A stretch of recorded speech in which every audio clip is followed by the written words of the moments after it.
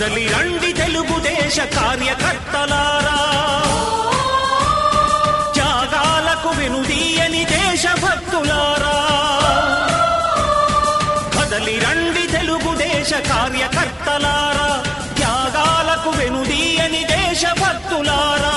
నందమూరి ఆశయ రథ సారథ్యం మీదే, చంద్రబాబు స్వర్ణాంధ్రకు నిర్మాతలు మీరే.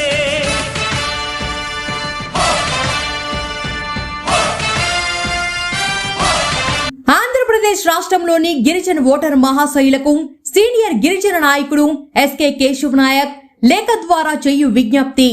సమయాభావం వల్ల ప్రింట్ అండ్ ఎలక్ట్రానిక్ మరియు సోషల్ మీడియాతో మీ ముందుకు మీ అనంతపురం జిల్లాకు చెందిన జాతీయ స్థాయిలో పేరుగాంచిన సీనియర్ గిరిజన నాయకుడు ఎస్కే కేశవ్ నాయక్ ఉరవకొండ.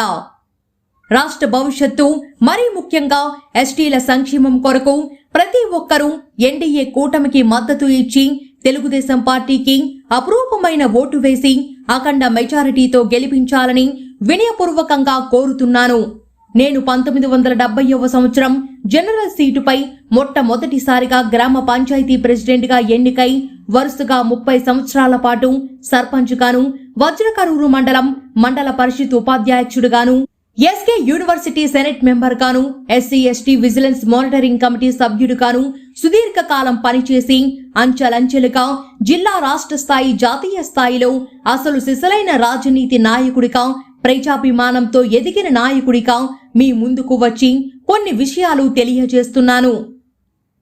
నేను 1970వ సంవత్సరం నుంచి నేటి వరకు అనగా రాష్ట్ర ముఖ్యమంత్రి గౌరవనీయులు శ్రీ జలగం వెంకటరావు గారి నుంచి డాక్టర్ వైఎస్ రాజశేఖర రెడ్డి గారి వరకు వారి ప్రజా పాలనను కల్లారా చూశాను.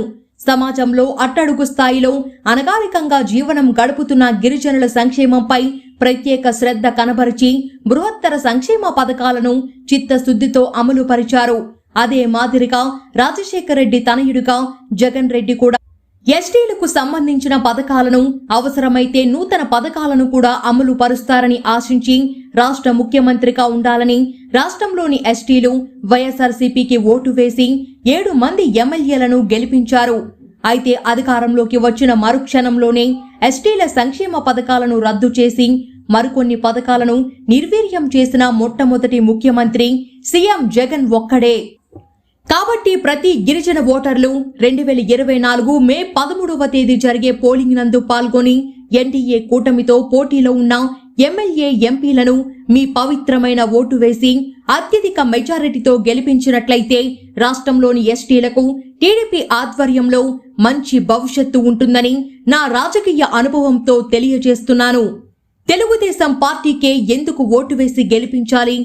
టీడీపీ హయాంలో ఎస్టీలకు 50 ఏళ్లకే ఓఏపీ పెన్షన్ ఇస్తే జగన్ రెడ్డి 45 ఏళ్లకే ఓఏపీ పింఛన్ ఇస్తానని నమ్మించి గిరిజన సోదరులను తీరని మోసం చేశారు. కాబట్టి ప్రమాదవశాత్తు మరణించిన వారికి ఇచ్చే 5 లక్షల బీమాను రద్దు చేశారు. కాబట్టి ఎస్సీ ఎస్టీ విద్యార్థులకు ఉన్నత విద్యాభివృద్ధి కొరకు నిర్దేశించిన బీఏఎస్ స్కీమ్ను నిర్దాక్షిణ్యంగా రద్దు చేశారు. కాబట్టి గ్రామాల్లో, పట్టణాల్లో ఉండే గిరిజనులకు 200 యూనిట్ల ఉచిత విద్యుత్ ఇవ్వడం లేదు. కాబట్టి ఏజెన్సీ ప్రాంతాల్లోని టీచర్ల ఉద్యోగాలను గిరిజనులతోనే భర్తీ చేయాలని జీవో నెంబర్ 3ను రద్దు చేశారు. కాబట్టి 60% కేంద్ర ప్రభుత్వ నిధులతో ఇచ్చే ట్రైకర్ రుణాలను రద్దు చేశారు. కాబట్టి స్పెషల్ డిఎస్సీ ఫర్ ట్రైబల్ రద్దు చేశారు. కాబట్టి ఎస్టీ సబ్ ప్లాన్ నిధులు దాదాపు 5,000 కోట్ల రూపాయలు దారి మళ్లించి మోసం చేసిన మోసగాడు వైఎస్ జగన్. కాబట్టి కేంద్ర నేర గణాంక సంస్థ రిపోర్టు మేరకు